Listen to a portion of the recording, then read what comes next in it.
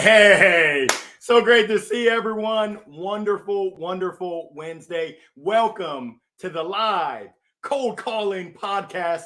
I'm your host, CEO, that's Chief Energy Officer of LLJR Enterprises. Now, just to refresh your memory, the cold calling podcast is powered by my good friends over at Monster Connect. They leverage technology, they leverage human resource to deliver you, yes, my B2B sellers, they deliver conversations. They deliver connections with decision makers so that we're having those great conversations, 8 to 12 making conversations every hour. Woo, I'm so choked up. I can't even get the words out. I'm excited about our guests. I've got to slow down. But yes, we are here to support you. The Cold Calling Podcast is here to support you as well. We want to help take you to that next level, whatever that next level is for you. I'm honored, I'm privileged, I'm humbled to welcome today's guest. He's coming in from my backyard. He's in Cary, North Kakalaki. It is an honor, a privilege to welcome my colleague. He's a mentor, he's a guide, he's a role model, but most importantly, I get to call him my friend. He's a sales enablement strategist, a performance coach, a tech founder. The list goes on and on. He's a board member. He's on a mission to empower global sales teams to win more. And let me tell you this, he's winning big time himself. Let's give it up and let's give a warm cold calling podcast welcome and round of applause to my man, Mr. Ed Ross. Woo! Wow, what an intro, Larry! I'm confined in this little space here. I need more space to run around, get myself going after that intro, man. Man, you deserve each and every piece of that. And really, words do not describe the impact that you've had on me. This is just an honor and a privilege. Now, Ed, I know you, yes, but sir. our listeners and our viewers, I think they want to get to know you. So I like to start off with a segment that I call Who, What, and Why. Who are you? What do you do? And why do you do what you do? Yeah, Larry, I love this intro. And, who am I? I really get to spend my days helping organizations think about their strategies of how they take employees from day one to golden parachute. Right. At early part of my career, we started out just on the training side. Then we blossomed into sales enablement. And now we're really focused on revenue enablement. So we touch all parts of the organization. So to answer who am I've been described as the Will Smith pre-slap to many organizations. And what that just allows me to do is I provide our clients with honest feedback. I help them make timely decisions around people, strategies, and how to grow their revenue. What do I do? Well, it spans the globe. Some days we're standing in front of audiences delivering keynotes. Other days we're working behind the scenes, helping an organization build out their entire strategy for the next 3 years, and then putting all the critical pieces in place. And why do I do it? I am so lucky to be at this point in my career, Larry, where I get to do what I love. In fact, my family would argue that I probably do it too much because it doesn't feel like work to me, but it certainly may feel like work to them. But every day I get to wake up and talk to leaders across the globe in different capacities to figure out what challenges are they facing and what solutions are there to help them solve them. Ooh, now, Ed, I want to dig in because you've talked about the life cycle. And I love how you talk about day one, the golden parachute, really from beginning to end. But I heard training, I heard sales enablement. Now I hear revenue enablement. Walk me through that journey. How did that come about? Yeah, for me, it started back when I was in corporate America, worked for a large corporation, and I was on the sales side of the house, leading a small team of about 22 folks and had some great success. And I was delivering one of my teammates had won, rep of the year for our team, and I was delivering her keynote. And at the end of that session, the head of training approached me and said, I've heard some things about you. I'd love to figure out how do we get you onto my team. And so we had some initial conversations about that. And then I was approached by one of my mentors who pulled me aside, invited me to a pilot that she ran, and she wrote what we affectionately refer to as the Dear Tiger letter. And in this letter, Larry, she shares that she saw something super special in me that she believed was rare, and she challenged me to trust her, to allow her to help me really bring that full circle.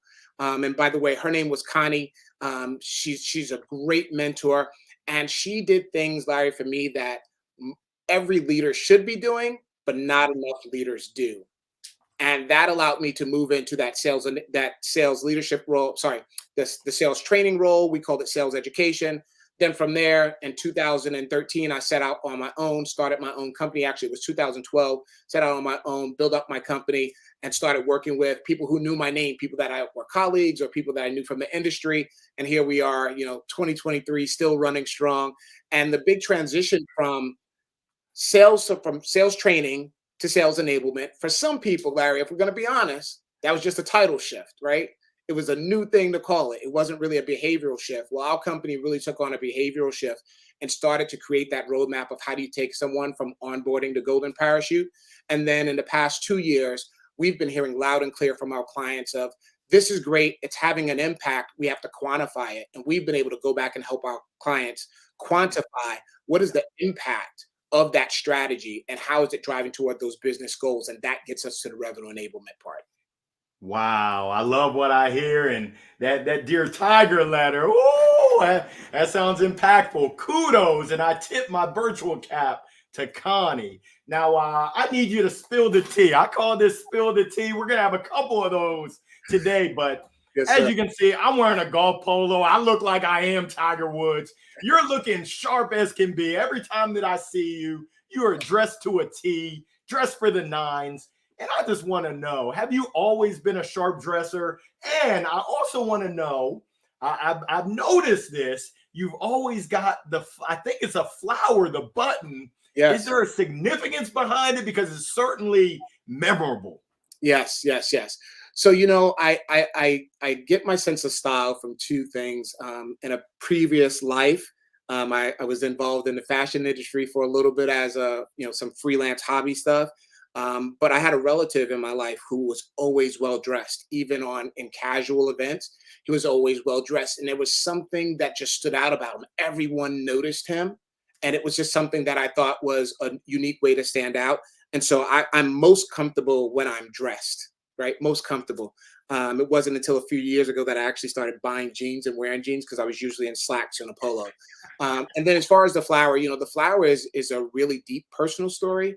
Back in 2010, I lost my sister to a heart attack, and she was 41 years old, and she loved flowers. And so to this day, every time I wear one of my blazers, I wear a flower in remembrance of her. We grew up, we were really close to each other, only 3 years apart, and losing her was such an interesting moment, Larry, for me, because it helped me understand that it is okay to have emotions and be emotional about things that matter to you.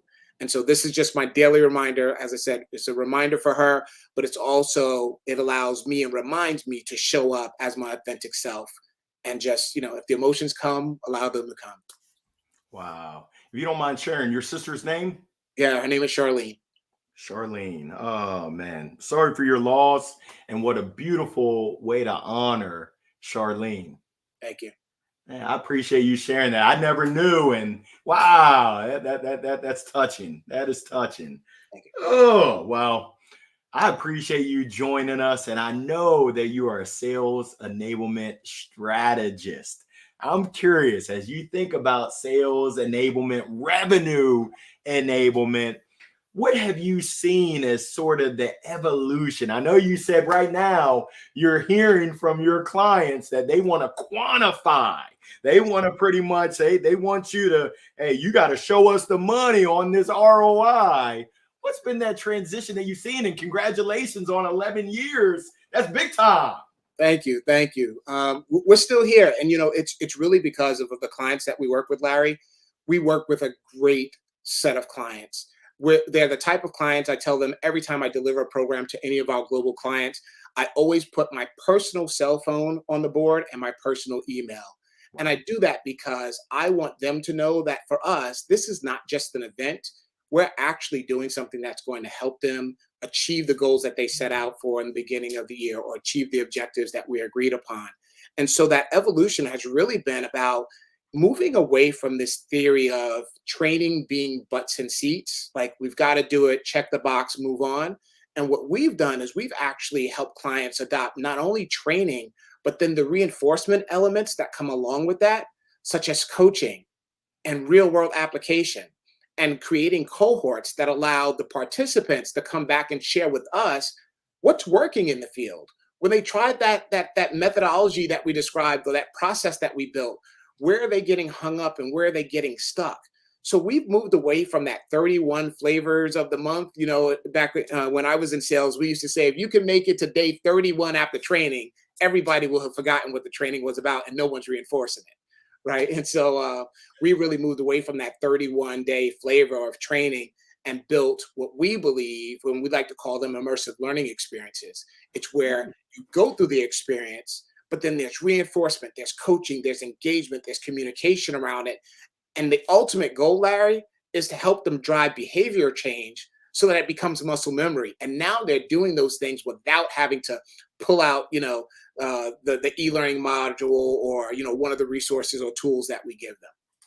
Oh, I love that. I love that. It's getting hot in here, Ed. I don't know what's going on, but come on now. I had to represent. Yes, sir. And you and I met, I want to say it was circa 2016 is 17. Talk to me about Core, because I know that you got something special that you're building at Core AI. Yeah. Do tell, because I'm trying to get the Core results. It got a little bit tighter. I think I put on some LVs, but woo. Yeah, well, we're gonna have to get you some new swag. So make sure we connect over the next week. The Core Results brand that you have on, that's a legacy company that has been sunset. But we started that again, going back to those clients that said to us, we're in the field traveling with our reps, and we're trying to figure out how do we actually capture what's happening in the field. And so we created the Core Results. And at that time, it was a digital scorecard that allowed managers to complete something when they were in the field during their field travel or field rides. When we built that company, it was great for its time. But then we started to hear managers say, well, I've got a team of 11 or 12. As you know, leaders are outnumbered typically 11 to 1. So I'm with one person, but there are 10 other people that I can't use this on. And so we decided to sunset that particular product and that company. And as we started to do more research around what managers were looking for, what we heard loud and clear was, I have so much on my plate. And as a leader, I was promoted because I was a high performer in a previous role, but I wasn't necessarily prepared to be a people leader. And so I'm looking for tools that help me shorten that gap and reduce that trial and error period so that I'm more effective with my team. And so we started to really dig into that. And that's when we created our new platform, which is called Core AI. And Core is a conversations analytics platform that provides leaders with insights on behaviors that are happening with sales opportunities and their sales team. And then we provide those insights so that they can lead with confidence. And what I'd like to say, Larry, is a platform like this that we're on today, a video-based platform, if Core was running in the background, at the end of our conversation today, you and I would both receive not only the highlights from the conversation, but what are the most logical next steps so that we're focused. And you, as my leader, you would get additional insights around things that you can do to encourage me, to help me focus and move this opportunity through the sales process. So we're really embracing the fact that AI, I love the buzz that it's getting here. In today's time in 2023, the great news was we started this in 2019. So pre any of the, names that you're familiar with, we saw what was coming. And thankfully we had a team of advisors that really got behind us and empowered us to go ahead and build a platform. So we're super excited to get that in the hands of users to help more managers have great conversations with their employees. Core AI, I love it. I love it, love it, love it. Now you've mentioned, you've said this word a few times, behaviors, actions, and we're the Cold Calling Podcast. Yes. I want to know, what are you seeing when it comes to cold calls? I don't know if Allen Iverson hopped in the room, but it sounds like you're a big proponent of practice. We're talking about practice so that we can be ready, as you told me before, when the lights turn on. Yes, sir. Yeah. Give me the rundown on what you're seeing around cold calling. Yeah. The interesting thing about that Allen Iverson clip is that was just a small portion of the conversation. And I love that because it also reminds us that as sales reps, we have a responsibility and a due diligence to make sure that practice is what we're going to put in play. It's not just the sake of checking the box to say that we showed up, we did it, read through the script. It's, can you deliver it when the script is not on the screen? Can you deliver it when the PowerPoint goes off? Can you deliver it when technology, as much as we love technology as a technology company, when technology fails you and the slides aren't advancing? Have you practiced it so much that it is that muscle memory that we talked about? And that's what drives the behaviors. That allows you to use your technology even if the screen is frozen. It allows you to deliver a message that helps you understand what the customer's challenges are, and then determine if your product can solve them. Because when one of the things that I always tell my sales team back in the day was, when you're selling hammers, everything looks like a nail, right? No matter what the problem is, you're like, well, we've got a solution for that. I found that my best customer relationships often may start with the customer coming to us with an idea of what they want, and me helping them understand that is not actually going to solve the problem. Sure, you can hit it with a hammer, you might drive the nail in a little further, but that's a rusty nail, right? That nail is not going to hold. What you want to do is you want to remove it. So when sales reps or BDRs are preparing, I want them to practice like they plan to play, right? And if that means partnering with a teammate, if that means maybe calling up some of your C or D list customers and using that as practice time before you go to your A or B list, that's okay too, because you'll learn things in those conversations that allow you to transition and transfer that to your A and B customers at a pace that's faster than if you were just going through scripts. I love it. I love it. Now you're out there. I see that you're out there moving and shaking. You see a lot of stuff. What are some of the biggest mistakes that you're seeing from sales professionals, sales leaders, revenue leaders? What are some of the, we'll call them opportunity areas for improvement? I'm not going to say anyone's making a mistake, but what are some of those biggest gaps that you're seeing right now? Yeah. One of the biggest gaps we're seeing, Larry, is that many people are still operating in these silos. We hear about them. We know that they're not beneficial, yet somehow people remain in these silos. They just can't get themselves outside of those silos. And those silos may be only the BDRs are going through the training and the leaders are not. Yet the leaders expect to see a certain behavior, there's our word again, in the field, but they haven't been through the training themselves. They haven't experienced it.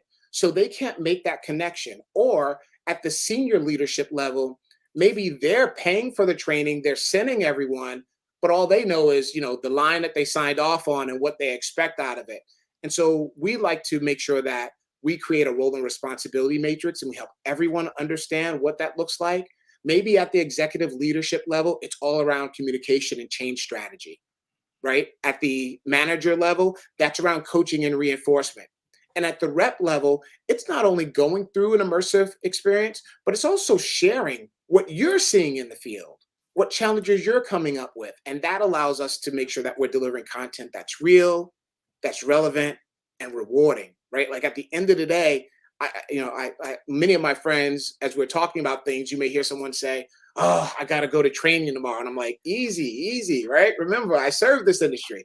But that's the emotion that many of us have when we think about training. We think about it as this heavily PowerPoint-driven event where someone is sharing only their perspective of what's happening. And what we've done is we can include PowerPoint in our sessions. Some of our programs do, some don't.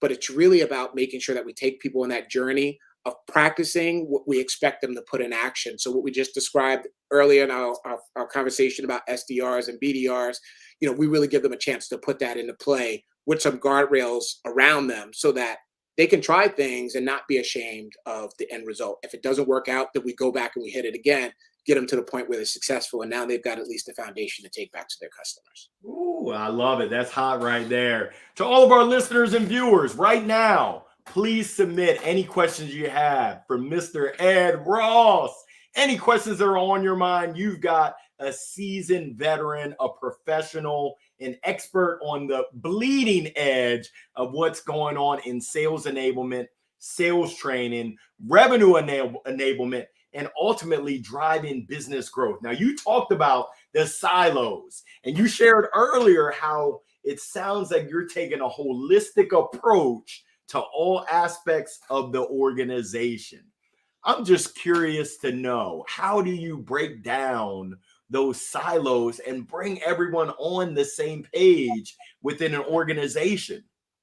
Yeah. For us, Larry, it's twofold. Number one, as I said to you earlier, we really take on that perspective of being your best friend. So when we're listening to the challenges that you have, we often push back, right? Many times someone will come to us again with a solution that they have in mind. And when we start digging into the root cause, we're able to quickly determine that even if we gave them the solution that they're asking, the problem is still going to exist.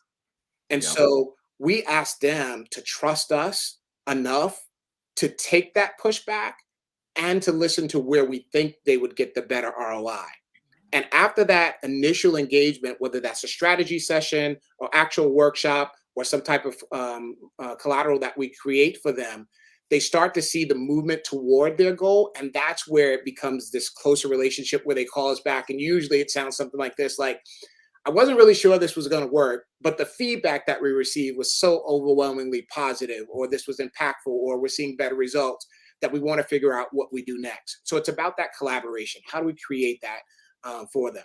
The other way to break down silos is really sometimes you just have to step back and help people realize where their organization is. The goals that you set out for yourself, you believe they're achievable, but are you willing to do the things that will get you there? And I liken it back to January 1st of every year, Larry. We all make these grandiose plans of what we're going to do, how many days we're going to hit the gym, what are we going to avoid, what are we going to add? And then 6 months later, when you look back at that, can you honestly say that you put in the work to get there, to get those things that you want?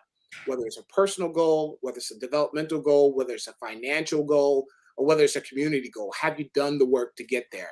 And so we like to step back and provide them with the tools that they can measure on their own, so that it doesn't feel like big brother's looking over your shoulder trying to tell you what's right and what's wrong. They come to their own conclusions. And that's been part of our secret recipe, giving them what tools. And I tell all of our clients this: our job is to work, my role is to work my team out of a job.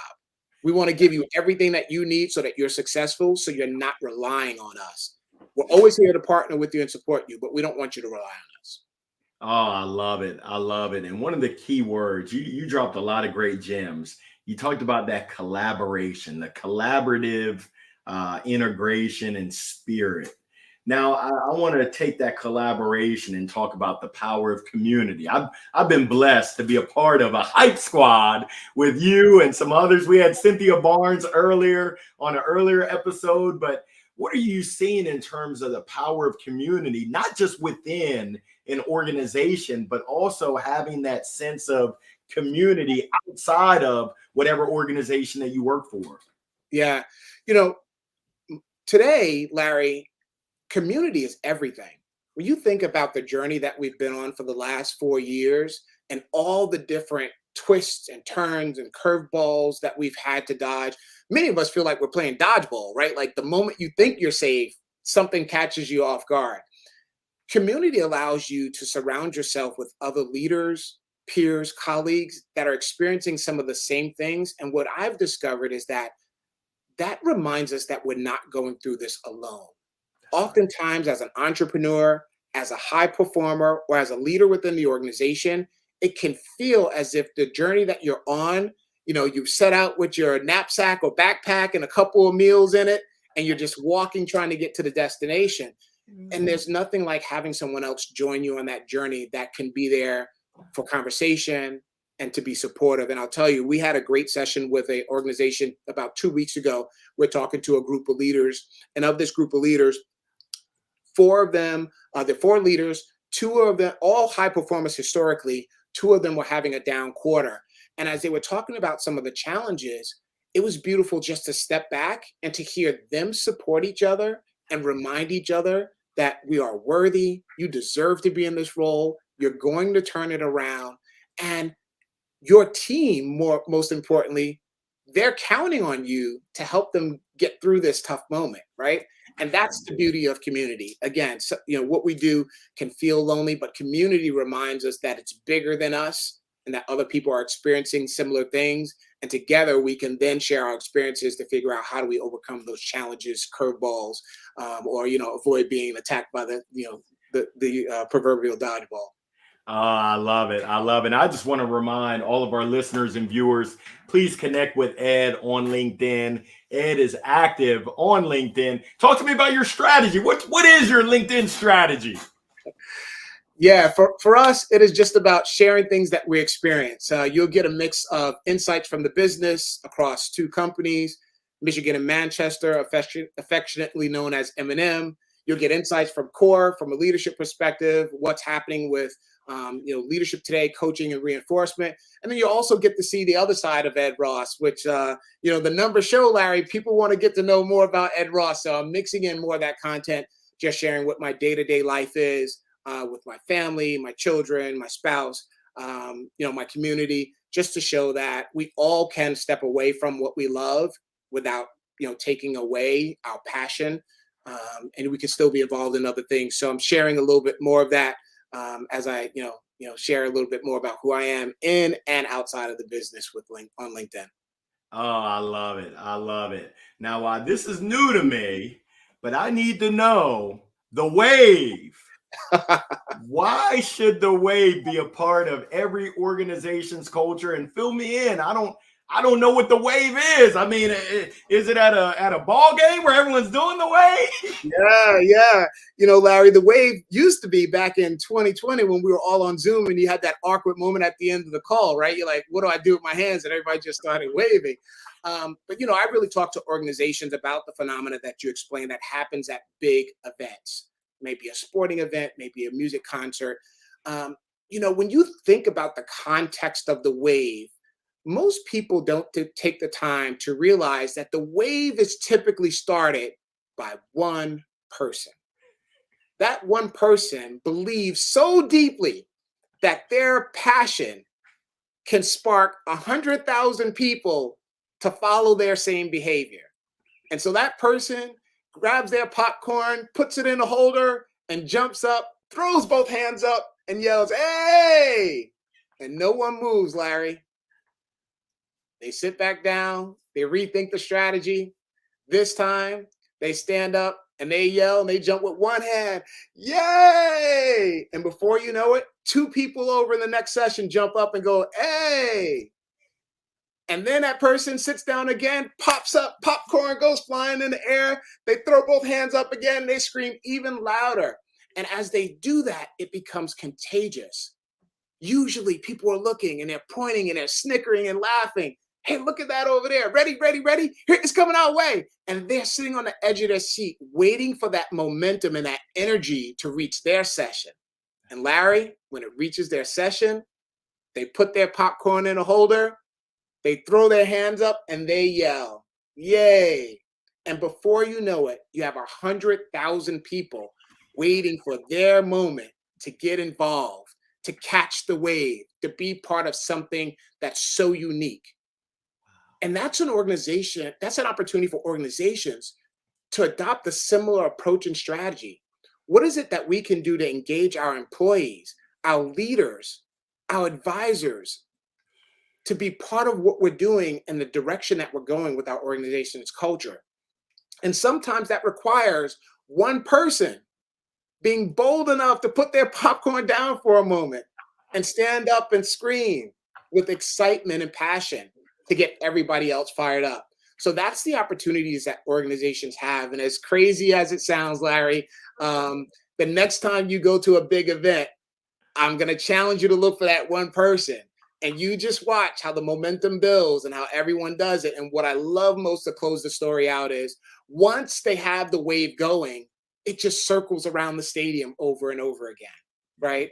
there's no more thought. Everyone is just enjoying the moment, and it's something that we can all remember. So organizations, I challenge you to use this as a strategy to figure out what can you do to drive excitement and engagement with your team, your leaders, your employees, and then how do you keep that momentum going once you have it started? Oh, I like that. The big momentum, the energy. It starts with one. I'm not going to look for that one person. I'm going to be that one person, and I'm going to Yes. text you to let you know, hey, I was that one. Hey. Yeah, remember, Larry, you got to do it at least 3 times. No one ever does it. No, it never works on the first time. People are just, too involved in the game to catch it. But like I said, 3 seems to be the magic number. That third time, you can get other people to join in. And as I said, that momentum just builds. That's awesome. Now, Steve, you said people want to be a part of something. He also said Slim Shady when you mentioned Eminem, Michigan and Manchester. Yes. Where Michigan and where did that name come from? Yeah, Larry, man, Larry, you didn't prep me for all the great questions, but I have the great answers. So in 2012, I was downsized from corporate America. And I remember on my drive home, I was thinking about my next move. We had a young family. I was trying to figure out what to do. And when I got home, I said, I'm going to start this training company.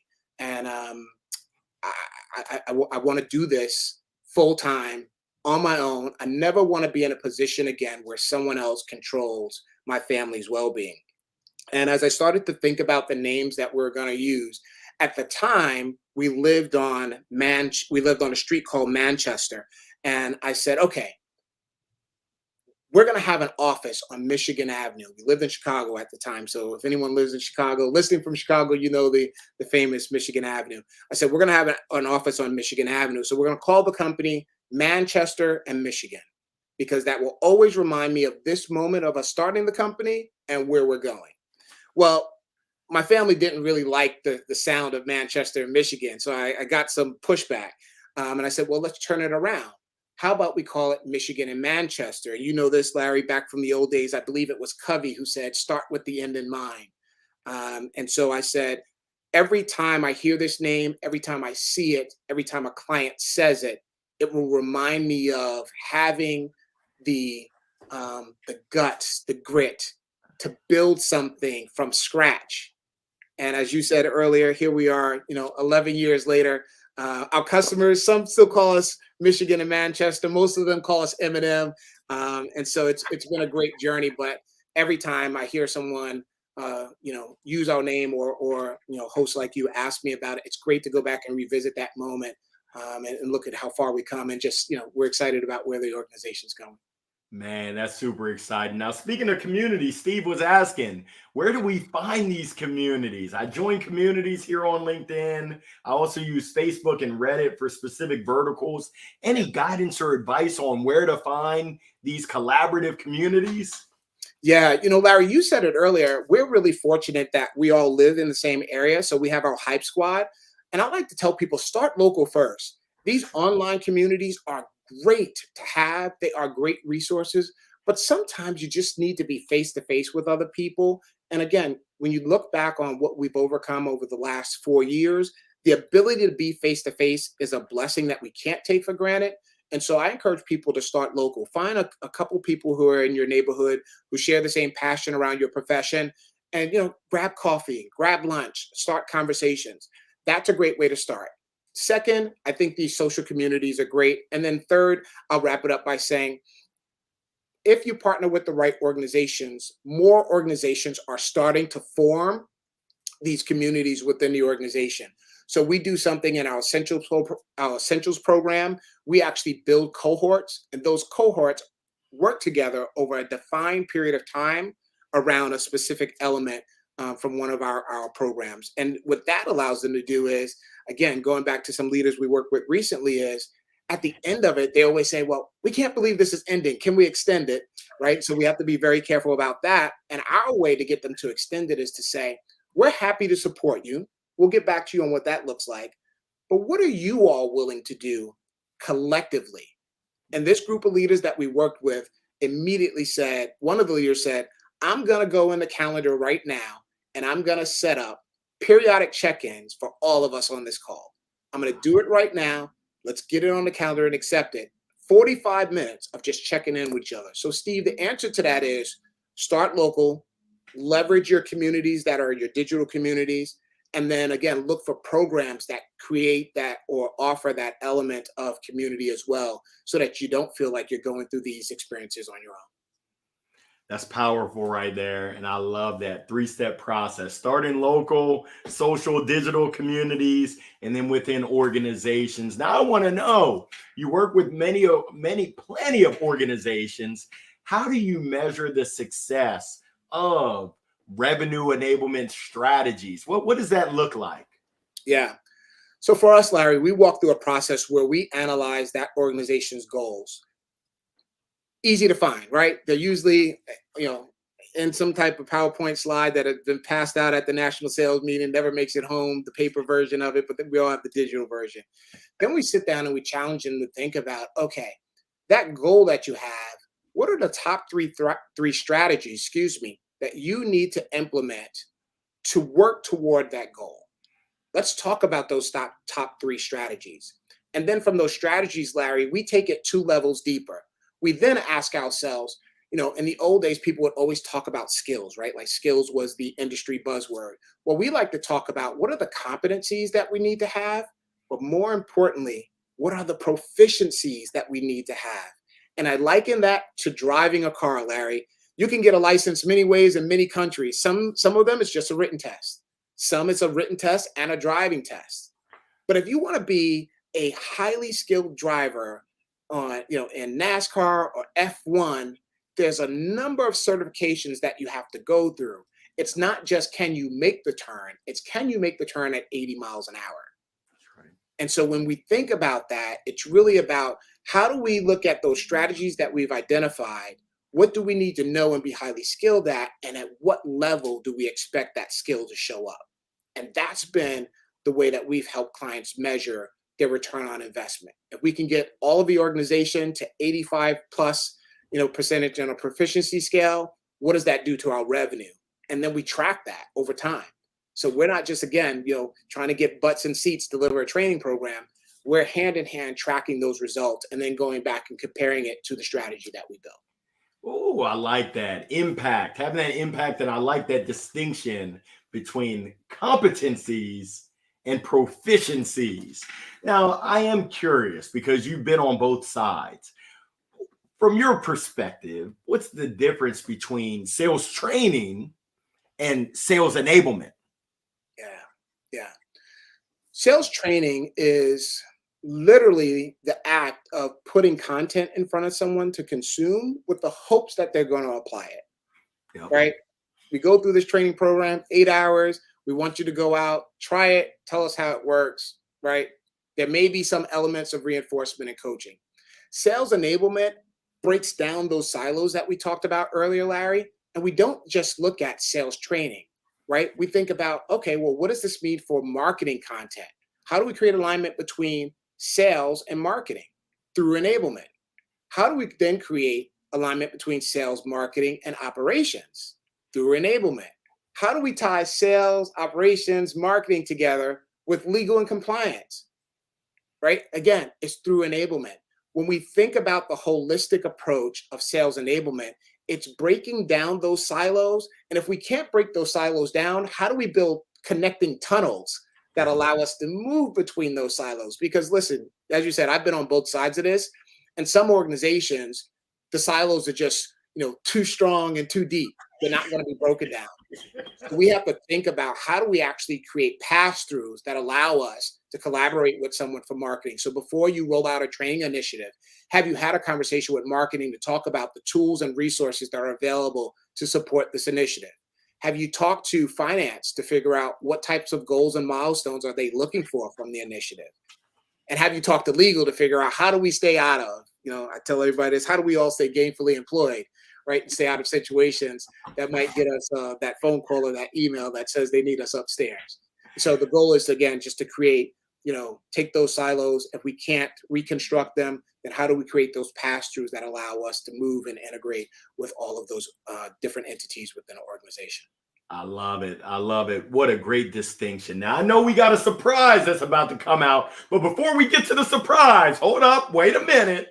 I want to know if I'm a SDR, BDR, I'm sitting here, I'm tuning in today, and I just made my 107th call of the day. My Yeah. question to you, Ed, is help. What should I be doing? I don't see any light at the end of the tunnel. I'm smiling and dialing. I'm getting hung up on. What advice do you have for me? I'm in seat. I'm that button seat, and I'm just banging my head on the phone, trying to have success. Any tips, tricks, advice for me right now? Yeah. Larry, let me say this. I've been there, right? I know what it's like to have a 125 call quota every day. I've been on both sides of that. So I can tell you what worked for me, and hopefully it will work for the viewers. I would say outside of practice, which we've already talked about, it is really about planning and preparation. And I found that in my career, the more I prepared, the more I planned, the better prepared I was. And the better prepared I was, the better I performed. But I had to give myself that window to do the prep work. So when I started thinking about, okay, I'm at 125 for the day, maybe I've already overachieved my goal from a revenue perspective. Who should I talk to tomorrow? What are those calls that I need to make tomorrow? And then I started thinking about, who do I need to follow up on? And those follow-ups could be clients that adopted our product or solution or service. That follow-up might have been someone that hung up on me, right? They hung up a couple days ago. Well, I'm going to circle back, and I'm going to determine, how do I create value in that first 30 seconds of our conversation. Too often, we've got that script that was beautifully written by somebody, maybe in marketing, maybe in sales, maybe it was last year's high performing rep, but it sounds like me, me, me, me, me, me, me. And that's what the customer hears. How do we actually center our customers or our clients in that first 30 seconds of the conversation and empower them to dictate where the conversation goes, as opposed to us only following our script? So I would say plan, prepare, practice, and execute, right? You've got to be committed to those things. And on your best days, when you're ahead of quota, you want to continue to plan so that on your not so great days, when you're a little bit behind, you know that you're putting in the work and it's going to show up. Ooh, you didn't have to hurt him like that. I mean, you just dropped the mic right there, talking about getting ahead, following up, creating value in those first 30 seconds. Make sure y'all are listening closely. Ed knows what he's talking about. Practice, preparation, planning if you want to maximize your performance. Now, I want to maximize. We got a secret. You're about to unveil a secret. And hold on, drum roll, please. Spill the tea, part two, Ed. I want to know, what is this special announcement that you're gonna hear here first on the Cold Calling Podcast? The mic is all yours. Yeah, Larry, when you and I agreed to have this conversation, I paused all the other things that I was going to do, because I wanted to make sure that we shared this announcement here. We're so passionate about these conversations, and as I told you my story about Connie, who was impactful in my life, we actually went out and invested in what we call a coaching conversations pod. And this is a portable unit that will allow employees across the country to step into the coaching conversation pod and share their reflection and their gratitude to the coach, mentor, or advisor who has had an impact on their career. And, for us, again, that goes back to Connie, who not only was she an advocate, she checked in. And recently we had a conversation, and Larry, I'll share this because I don't think she'll mind. I said to her, Connie, I want to thank you for everything that you did for me. I still have your email that you sent, and I read it on my toughest days. And Larry, she responded and said, Ed, you're welcome. But I simply picked up the mirror that was at your feet and held it up in front of your face so that you can see your potential. And you think about how powerful that is, right? As coaches, we have an opportunity to grab the mirror and simply remind people of how great they are. And so we want to launch a campaign to get more people to provide more people, with an opportunity to say thank you to that coach. Maybe you're like me and you wanted to do it, but circumstances changed, you lost contact. Well, we're now going to tour the country with our coaching conversation pod at conferences, at major events, and invite people to step in into a confidential area, create that thank you, and then at the end of that event, we'll actually provide you with a video that you can forward to that special person. Come on now, Coaching Conversations Pod. I got to give you your flowers while you're here, because your sense of awareness, community, and care is next level. And for you to pass that along, what Connie shared with you by picking up that mirror, oh, that is unbelievable. And hey, Ed, we want to support you. I got 2 questions. Number 1, where do we connect with you? And number 2, I know you're not supposed to stack questions, but I'm a rebel. Where can we connect with you? Number 2, how can we support you in core AI, in the coaching connection pod, in everything that you're doing? Yeah. So, Larry, I love stack questions. Let me say this. You can connect with me on LinkedIn. That is my primary platform, and we are starting to expand our platforms. So connect with us on LinkedIn. That's a great source to get all the places that we'll be and what we're going to do next. I'm happy to connect with folks. And honestly, I love what I do. So if there's anything that I can do to support any of the listeners, any of the viewers that are here today, feel free to write a letter, drop a note, slide into the DMs. Let me know what you're working on, and I'll do my best to get back to you within a reasonable amount of time. Number 2, how can you support us? We've got a lot of initiatives. Number 1, I would say, start the wave. Be the individual in your organization that shares the impact of coaching, what the impact that it's had on you and the impact that it can have on someone else. And if you're a leader today, take a moment and ask yourself, who is that person that you would want to thank? And if you looked at your team, would they want to create that message for you? Number 2, as the coaching pod starts to travel around the country at events, we're going to be at the Sales Enablement Society meeting coming up October 2nd through the 4th in San Diego. That's also a brand new announcement. That will be the premiere of our coaching conversation pod. We invite you to step into the pod and share that moment of gratitude. Give that person their flowers while you still can. And as that unit moves around the country, we invite you to do that. And then 3rd, I would say we're going into beta for our core AI platform.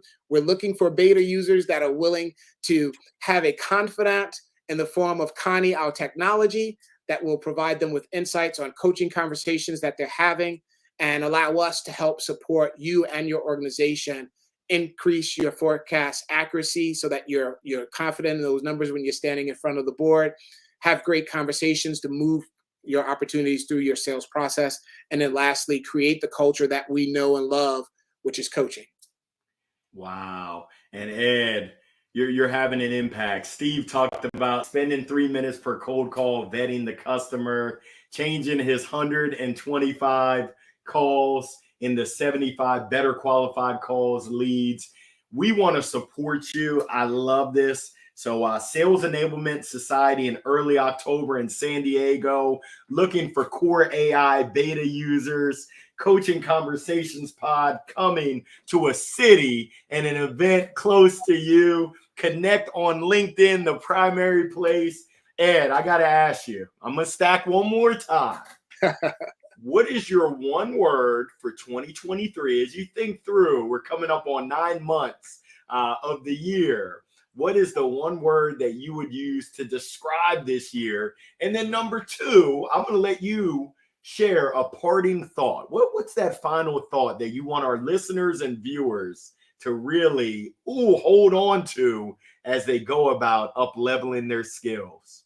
Yeah. Word of the year, Larry, for us is seamless. No matter what role you're in, there's so much being thrown at you and so much being asked from you that it needs to be seamless if we want to maximize our efforts, right? How do we get the best? How do we optimize our performance? It has to be seamless. And so as we think through strategies that we're rolling out for the team or new initiatives, ask ourselves, have we put in the work? Have we used those 3 Ps that we talked about earlier, right? To ensure that this is seamless, that it fits into the behaviors that we want.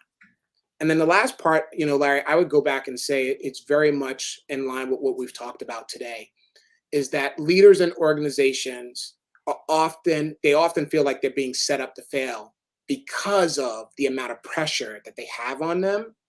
And that trickles down to their team. And because it trickled down to their team, they take those things home with them and impacts them in all corners of their life.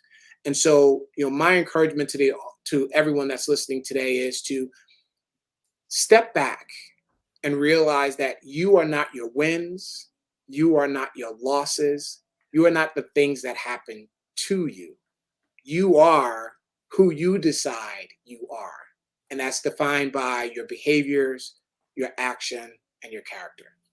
So my takeaway is don't let those things that come our way in this crazy game of curve dodgeball, get you off track.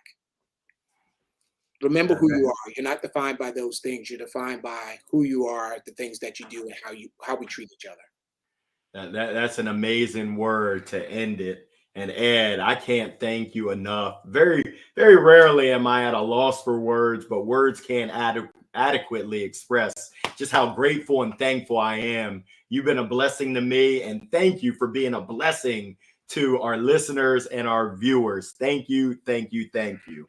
Before we wrap, I do want to give a reminder to all of our viewers and listeners, those that are live and those that are checking out the recording on the replay. Make sure to join us next Wednesday. Hey, it's the start of a new quarter, new month, new quarter, October the 4th, Q4.